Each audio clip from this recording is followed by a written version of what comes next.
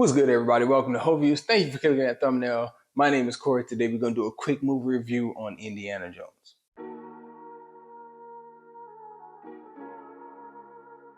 Indiana Jones and the Dial of Destiny is one movie that I said before the year ends I want to see it because it looked so good in the marketing.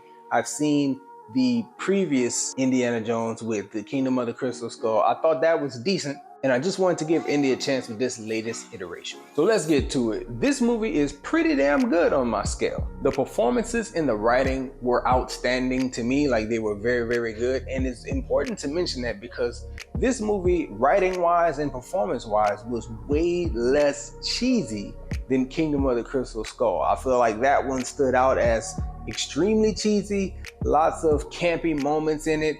This one, not as much. So when we're talking about the writing, we're not only talking about the dialogue and the way the characters are written, but we're also talking about the story. And the story here is a good one to go along with, like very interesting, the things that are put on display. And while every Indiana Jones movie is relatively fantastical, this one is kind of easier to go along with than Kingdom of the Crystal Skull. Now, speaking to visuals, apart from performances, looking at the look and feel of this movie, I do feel like Indiana Jones movies of late, that Crystal Skull one and this one, have a very similar look and feel, even though they have different directors and they were shot at very different times, quite a gap in between. The look is very glossy, bright, colorful. I really enjoyed it in the Crystal Skull. I really enjoyed the look of the movie here.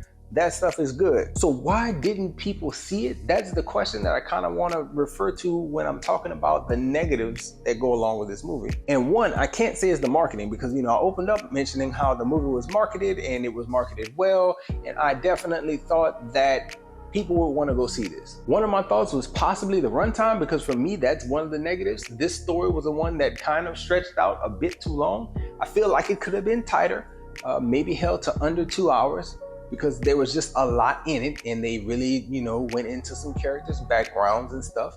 And I'm not gonna say that's a bad thing, but it is something that made the movie feel long. I was ready for it to be over at some point. But ultimately, I don't think that's what the problem was. I feel like audiences with Crystal Skull and then again with this one have basically told Hollywood, we've moved on from Indiana Jones. Those first three came out in the 80s. And Hollywood does this thing where they love to go back and recycle IP. Like, hey, we have something there, let's bring it back and cash in on nostalgia and everything else.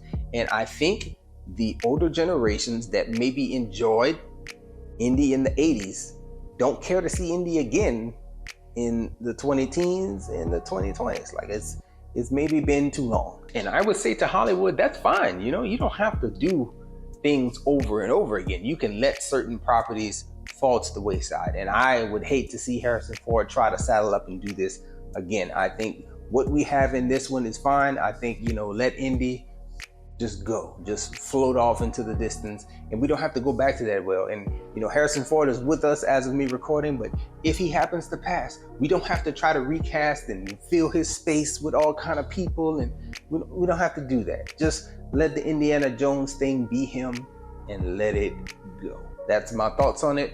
Let me know your thoughts on it, please, in the comment section. I'd like to hear from people as to why maybe you didn't go see it or why people don't care as much as they cared in the 80s. But that's all we got for this one, y'all. Enjoy yourself, guard your heart, and go watch something good.